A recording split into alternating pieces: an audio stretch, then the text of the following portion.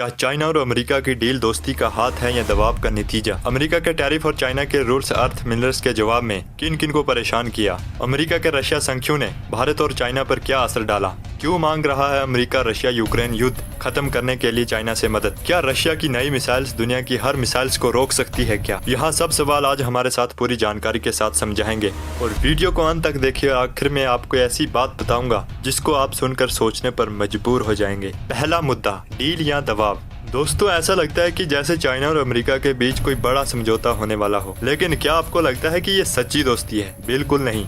ये एक ऐसी टक्कर है जहां दोनों देश एक दूसरे को अपनी ताकत दिखा रहे हैं। अमेरिका के राष्ट्रपति डोनाल्ड ट्रंप ने चाइना पर लगातार नए कर लगाने की धमकी दी है। उनका कहना है कि चाइना ने व्यापारों के नियमों का पालन किया है, लेकिन चाइना कोई छोटा देश थोड़ी है जो दब जाएगा। चाइना ने सीधे शब्दों में कहा कि अगर तुम हमें कर दोगे तो हम भी तुम पर कर देंगे। चाइना ने अमेरिका को सोयाबीन भी बेचना बंद कर दिया है, जिसकी वजह से अमेरिका के कई किसान परेशान हो रहे हैं। तो ये एक डील नहीं, ये तो एक खेल है जहाँ दोनों देश एक दूसरे को बता रहे हैं अगर लड़ाई हुई तो दोनों का नुकसान होगा। दूसरा मुद्दा, अमेरिका की चाल और चाइना का जवाब। अब बात करते हैं अमेरिका की उनकी स्ट्रेटेजी की। अमेरिका ने सोचा कि वो चाइना पर अपना दबाव बनाकर उनको अपनी बात मनवाएगा, लेकिन चाइना ने ऐसा जवाब दिया जिसकी किसी ने कल्पना भी नहीं की थी। चाइना ने सिर्फ अमेरिका को जवाब नहीं दिया, बल्कि परिधानों में से एक रशिया को भी साथ देकर अमेरिका की सोच गलत साबित कर दी है। चाइना ने अमेरिका को यह भी बता दिया है कि अगर इकोनॉमिक लड़ाई हुई तो चाइना पीछे नहीं हटेगा। चाइना के पास ऐसे कई हथियार हैं जिनके बिना अमेरिका की टेक्नोलॉजी इंडस्ट्री थम सी जाती है। रूल अर्थ मिलर्स के बिना तो स्मार्टफोन बनते हैं, ना ही इलेक्ट्रिक कार, ना ही एडवांस्ड फाइटर एयरक्राफ्ट। चाइना ने ये साफ कर दिया है कि वो किसी भी तरह के दबाव में नहीं आने वाला। और चौथा मुद्दा, रशिया की संख्यों पर भारत चाइना का रुख। अमेरिका ने चाइना पर संख्या लगाकर उसे अकेला करने की कोशिश की है। उन्होंने सोचा कि रशिया को इकोनॉमिक रूप से इतना कमजोर कर देंगे कि वो यूक्रेन की लड़ाई में आगे नहीं बढ़ पाएगा, लेकिन चाइना ने रशिया का साथ नहीं छोड़ा और हमारे प्यारे देश भारत पर भी इसका असर पड़ा। भारत को रशिया से सस्ता तेल चाहिए था, लेकिन अमेरिका की धमकियों के बीच उसका फैसला करना मुश्किल हो गया। आखिर में अमेरिका के दबाव में आकर भारत को भी रशिया से तेल लेना कम करना पड़ा। चाइना ने भी थोड़ा कम किया,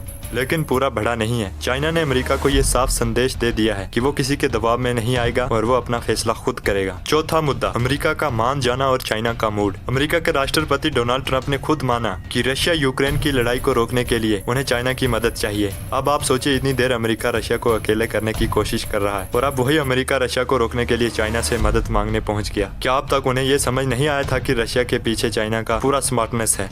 चाइना ही वो नया देश है जो रशिया को नए बाजार और पैसे और राजनीति के साथ दे रहा है। चाइना के बगैर अमेरिका रशिया को कुछ भी नहीं कर सकता। ये अमेरिका की एक तरह की हार मान लेनी। पांचवा मुद्दा, रशिया की आखिरी धमकी। पांचवा मुद्दा, रशिया की आखिरी धमकी। और जब अमेरिका ने चाइना से मदद मांगकर अपनी कमजोरी दिखा दी तो रशिया ने भी अपना आखिरी हथियार दिखा दिया। रशिया ने एक ऐसी नई मिसाइल्स का सक्सेसफुल टेस्ट किया जिसको दुनिया की कोई भी मिसाइल्स रोक नहीं सकती। ये मिसाइल 20,000 किलोमीटर तक मार कर सकती है। रशिया ने साफ कह दिया है कि अगर उसे मजबूर किया गया तो वो ऐसे हथियार चला सकता है कि जिसका जवाब नहीं है। ये एक तरह की धमकी है कि अगर कोई देश रशिया पर पूरी तरह दबाव बनाएगा तो उसका जवाब इतना खतरनाक होगा कि पूरी दुनिया को उसके परिणाम भुगतने पड़ेंगे। दोस्तों, आज की दुनिया की राजनीतिक असली टांग है जहाँ कोई भी देश दूसरे पर पूरा दबाव नहीं बना सकता। अमेरिका चाहे कितना भी टकराव क्यों ना हो, उसे चाइना से मदद मांगनी ही पड़ रही है और रशिया जैसे देश भी किसी से कम नहीं है। मेरा आपसे ये कहना है कि आज दुनिया में कोई भी देश अकेले दुनिया पर राज नहीं कर सकता। मिलकर चलना है एक मिंत्रा रास्ता है। आने वाला समय भारत के लिए बहुत ही महत्वपूर्ण है। अपनी विदेशी नीति में बहुत सोच समझकर कदम उठाएं। अगर आपको ये हमारी जानकारी पसंद आई तो आप हमारे इस चैनल को जरूर सब्सक्राइब करें। आने वाली वीडियोस पे हम ऐसे ही टॉपिक्स पर चर्चा करेंगे। आपका सजेशन और आपकी विचार कमेंट सेक्शन में जरूर लिख दें।